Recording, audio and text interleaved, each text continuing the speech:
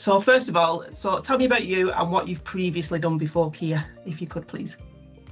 Yeah, so my name is Robert Preston. I'm a senior project manager for Kier. My career started way back in 1987.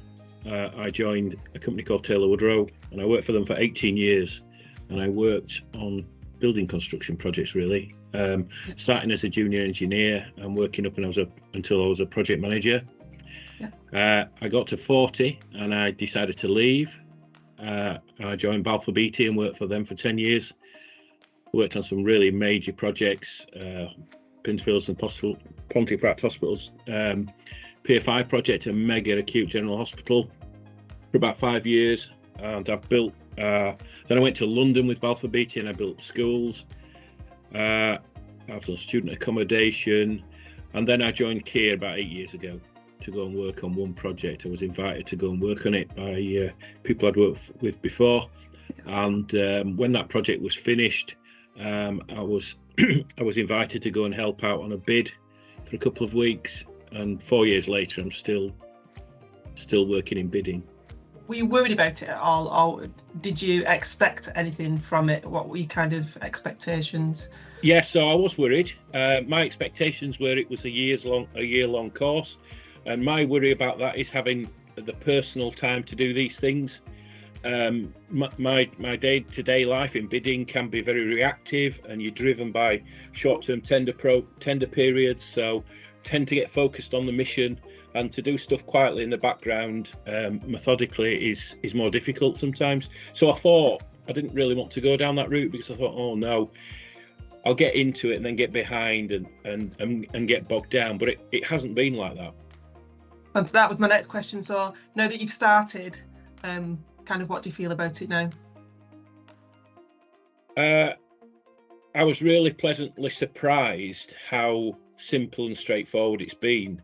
So let's start with the admin. So the communications from your team were excellent straight away. A few exchange of emails, and I'm on the program. I got a link to a portal, the Bud portal, that we upload the information to, and within a day, my coach was onto me. We introduced each other, set up the meetings, and we're into it. So it was the administration and getting going was very slick, and I do like the Bud portal. It works. How are you finding uploading the evidence to Bud? Okay, I think I'm probably halfway through, and I try and do a bit every few days. So what I need to do is I need to go and find the evidence on my own sort of internal systems. I get it into a subfolder, and then so I know where it is. I open the Bud up, and then I drag and drop all the documents in. I write my little narrative and press go, and it's uploaded. Usually John, if it's not that day, it's the following day, he will have reviewed it, and he clicks the button at his end, and I have to then confirm back. So it's just a very simple transaction. Were you forced to do the NVQ, or did you kind of choose it? Are you kind of in the range now where it's kind of industry accredited, or is it something that you wanted to do yourself? No, I was forced to do it, and the reason is, but happily forced. Don't get me wrong. So you'll be aware of the Construction Skills Certificate Scheme, the CSCS cards.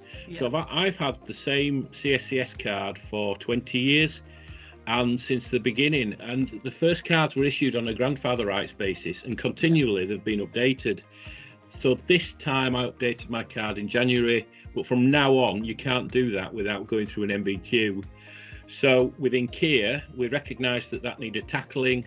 We got about the issue, and that's where we are today. So I started off by just wanting to keep my CSCS card active. I do visit sites, I organise construction works occasionally, I need to review safety documentation. So I want to keep that accreditation there, and the right way to do it is to keep your knowledge and competency high.